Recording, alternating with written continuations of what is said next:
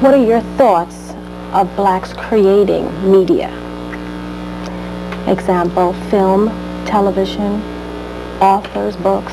Necessary, as long as we don't, again, come with white concepts. You know what they used to call those black exploitation films. I mean, if our films are full of sex and violence, etc., I don't see what the difference is. I really see no clear difference. The difference must not be in form, color, it must be in content, in essence. We must show that when we do a film, this film is instructive, it teaches something, it doesn't amuse you and excite you and leave you with nothing.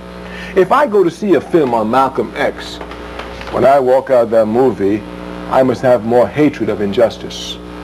When I walk out of that movie, thanks to the life of Malcolm X, I must seek to transform myself to make myself more perfect, as did Malcolm X. If I walk out of any film that I saw on Malcolm X, I do not have more hatred against injustice. I do not see the necessity to transform myself to a more perfect human being to serve my people.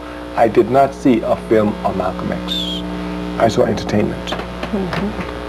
What would be your comments on some of the newcomers, Spike Lee, John Singleton? You know, the American capitalist system gives vice as entertainment. Well,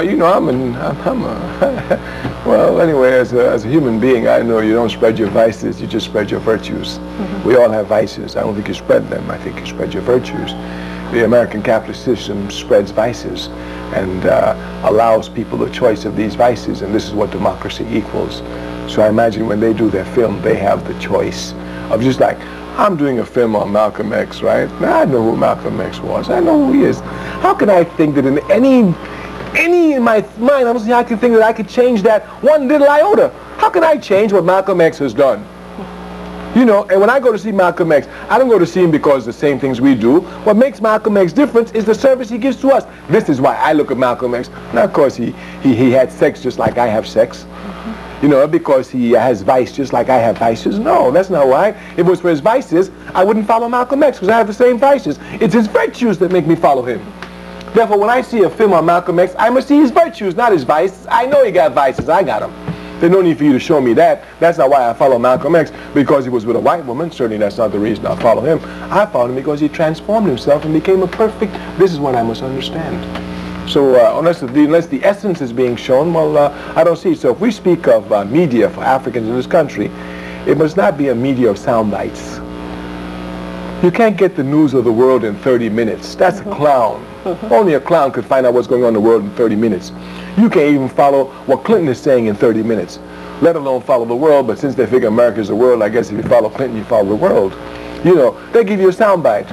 In Rwanda today, refugees got up and they started walking. Next topic. In Russia today, the people are complaining about you. Next topic. In Bosnia today, they're fighting. Next topic. Well, give me a break.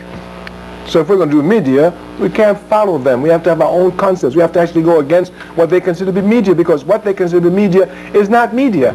It's just to excite the people, waste their times in frivolity and frivolity. And if you're going to be a media for people who are oppressed, you must give them clear political facts, historical facts, scientific facts, so they can accumulate these facts to help in their process of liberation. Where do you turn when you want to be informed? Where do I turn? Yes. Directly.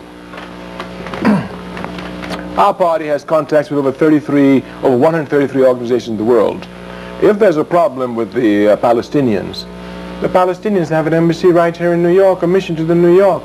I ask them, send me your latest publication on such, send me a press statement on so-and-so. I don't read out of the New York Times, I get it from the PLO. The African National Congress and Nelson Mandela, anytime they have trouble, I call the African National Congress, send me your statement. Matter of fact, we have most of their bulletins, their monthly bulletins that they put out. We read them. I read directly what they said. But America is a country that is very backward on education. They do not encourage primary sources at all. I remember once making this statement, and a woman who was very angry, she all-American. How could you say that? America is the most intelligent country in the world. Now, who told you that? Where you hear that? Only in America you hear that. Nobody else in the world says America is the greatest country in the world except you Americans. You're the only ones who say it. Nobody else says it. If you're great, you shouldn't say that. Everybody else should say you're great. That's when you're really great. But if you're telling yourself you're great, you're on an ego trip. So I said, America's a very stupid country. It doesn't teach people, it doesn't encourage people to do primary sources. She said, how can you say that? I said, look, tell me if I'm correct. Ask every student in America who's graduated college if they know Adolf Hitler. They will say yes. She says, you're right. I said, ask every student who's graduated from college about their opinion of Adolf Hitler. They have one, whether he's good or bad. She said, that's right. Now ask every student who's graduated from college in America, how many of you have read one book by Hitler? Less than 3%. Have ever read one book by Adolf Hitler. That means they've formed their opinions by Adolf Hitler by somebody else who's told them who Adolf Hitler is. The same thing for Karl Marx, the same thing for somebody else tells them. You know, Karl Marx is stupid, he don't know what he's doing, so that's what they do. They will never read Karl Marx themselves. So they don't go to primary sources. Obviously, if you don't go to primary sources, you can't argue. Even as a philosophy student, they didn't want us to read the philosophers themselves. They made a summary of Western philosophy. And you read a summary of what Spencer said, a summary of what Spinoza said, a summary of what Dewey said, a summary of what Marx said. Give me a break, I'm a student. I can read. If I can read the summary, I can read Aristotle. I don't have you tell me what Aristotle said. I can read Aristotle for myself. I can read Plato for myself. I can read Spencer for myself. These people I can read for myself, but they don't encourage primary sources. Therefore, because of that, sound bites and all this tra-la-la is the way they get education across. Or thinking for yourself. You got to think. You got to think. That's the beautiful thing about Malcolm X. Malcolm X always ended by saying, you ain't thinking for yourself. We got to think for ourselves. That's the beauty of Malcolm. He knew it.